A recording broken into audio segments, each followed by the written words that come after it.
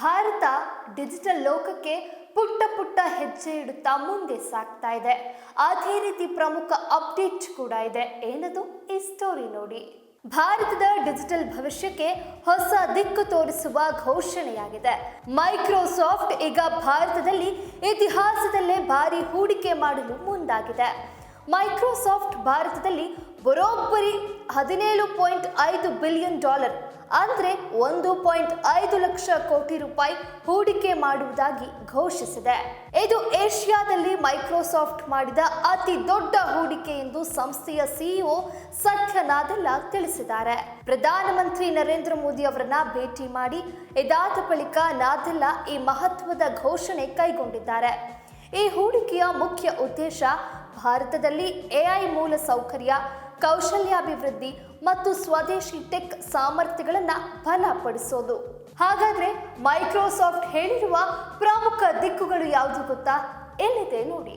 ದೇಶದಲ್ಲಿ ಕ್ಲೌಡ್ ಹಾಗೂ computing infrastructure ವಿಸ್ತಾರ ಮಾಡೋದು, ಎಲ್ಲ ಕ್ಷೇತ್ರಗಳಲ್ಲಿ ಸ್ಥಳೀಯ ಡೇಟಾ ಸಿಸ್ಟಮ್ಗಳು ನಿರ್ಮಿಸೋದು, ಯುವಕರಿಗೆ ಎಐ ಕೌಶಲ್ಯ ತರಬೇತಿ ನೀಡೋದು, ರಾಷ್ಟ್ರದ ಎಐ ಭವಿಷ್ಯಕ್ಕೆ ಬೇಕಾದ ಸ್ವಾವಲಂಬನೆ ಸಾಮರ್ಥ್ಯ ಅಭಿವೃದ್ಧಿ ಪಡಿಸೋದು. ಸತ್ಯ ನಾದೆಲ್ಲಾ ತಮ್ಮ ಎಕ್ಸ್ಪೋಸ್ನಲ್ಲಿ ಭಾರತದ ಎಐ ಆದ್ಯತೆಗಳಿಗೆ ಪೂರಕವಾಗಿ ನಾವು $17.5 ಬಿಲಿಯನ್ ಹೂಡಿಕೆಗೆ ಬದ್ಧರಾಗಿದ್ದೇವೆ. ಇದು ಭಾರತಕ್ಕೆ ಮಾತ್ರವಲ್ಲ, ಪೂರ್ಣ ಏಷ್ಯಾದಲ್ಲಿ ನಮ್ಮ ಅತಿದೊಡ್ಡ ಹೂಡಿಕೆಯಾಗಿದೆ ಅಂತ ತಿಳಿಸಿದ್ದಾರೆ. ಇದರ ಜೊತೆಗೆ ಈ ವರ್ಷದ ಜನವರಿಯಲ್ಲೂ ಕೂಡ ಮೈಕ್ರೋಸಾಫ್ಟ್ ಒಂದು ಬಹಳ ಮಹತ್ವವಾದ ಘೋಷಣೆ ಮಾಡಿತು. ಮುಂದಿನ 2 ವರ್ಷಗಳಲ್ಲಿ $3 ಬಿಲಿಯನ್ ಹೂಡಿಕೆ ಮಾಡಿ ಭಾರತದಲ್ಲಿ ಹೊಸ ಕ್ಲೌಡ್ ಹಾಗೂ ಎಐ ಸೌಲಭ್ಯ ನಿರ್ಮಿಸುವುದಾಗಿ ಹೇಳಲಾಗಿತ್ತು. ಮುಂದಿನ 5 ವರ್ಷಗಳಲ್ಲಿ 1 ಕೋಟಿಗೂ ಹೆಚ್ಚು ಜನರಿಗೆ ಎಐ ತರಬೇತಿ ನೀಡುವ ಗುರಿಯನ್ನ ಮೈಕ್ರೋಸಾಫ್ಟ್ ಹೊಂದಿದೆ. ಮೈಕ್ರೋಸಾಫ್ಟ್ ಮಾತ್ರವಲ್ಲ, ಇತರ ಜಾಗತಿಕ ಕಂಪನಿಗಳು ಭಾರತದತ್ತ ಗಮನ ಹರಿಸುತ್ತಿದೆ. ಅಮೆಜಾನ್ ಕಂಪನಿ ಭಾರತದಲ್ಲಿ $12.7 ಬಿಲಿಯನ್ ಹೂಡಿಕೆ ಮಾಡುವುದಕ್ಕೆ ಮುಂದಾಗಿದೆ. ಇಷ್ಟಲ್ಲದೆ ಮತ್ತಷ್ಟು ಪ್ರಮುಖ ಗುರಿಗಳನ್ನು ಹೊಂದಿದ್ದಾರೆ. ಇದರ ಬಗ್ಗೆ ಅಪ್ಡೇಟ್ಸ್ ನಾನು ನೀಡ್ತೀನಿ. ಎಐ ಕ್ಲೌಡ್ ಸೌಕರ್ಯ ಬಲಪಡಿಸೋದು, ಸರ್ಕಾರಿ ಶಾಲಾ ಮಕ್ಕಳಿಗೆ ತಂತ್ರಜ್ಞಾನ ತರಬೇತಿ ನೀಡೋದು, ಸಣ್ಣ ಉದ್ಯಮಗಳಿಗೆ ಡಿಜಿಟಲ್ ಬೆಂಬಲ ಒದಗಿಸಬೇಕು.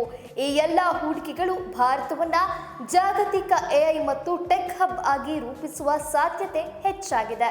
ವಿಶೇಷವಾಗಿ ಎಐ ಕ್ಷೇತ್ರದಲ್ಲಿ ಭಾರತ ಮುಂದಿನ ದಶಕದಲ್ಲಿ ವಿಶ್ವದ ಪ್ರಮುಖ ಆಟಗಾರ ಆಗಲು ಇದು ದೊಡ್ಡ ಹೆಜ್ಜೆ ಎಂದು ತಜ್ಞರು ಅಭಿಪ್ರಾಯಪಟ್ಟಿದ್ದಾರೆ. ಭಾರತದ ಎಐ ಯುಗಕ್ಕೆ ಇದು ಹೊಸ ಮುನ್ನುಡಿಯನ್ನ ಬರೆದಂತಿದೆ. ಮುಂದಿನ ವರ್ಷಗಳಲ್ಲಿ ಇದರ ಪರಿಣಾಮ ಭಾರತದ ಆರ್ಥಿಕತೆ ಹಾಗೂ ಉದ್ಯೋಗದತ್ತ ಏನಾದರೂ ಬದಲಾವಣೆ ಮಾಡುತ್ತಾ ಕಾದು ನೋಡಬೇಕಾಗಿದೆ.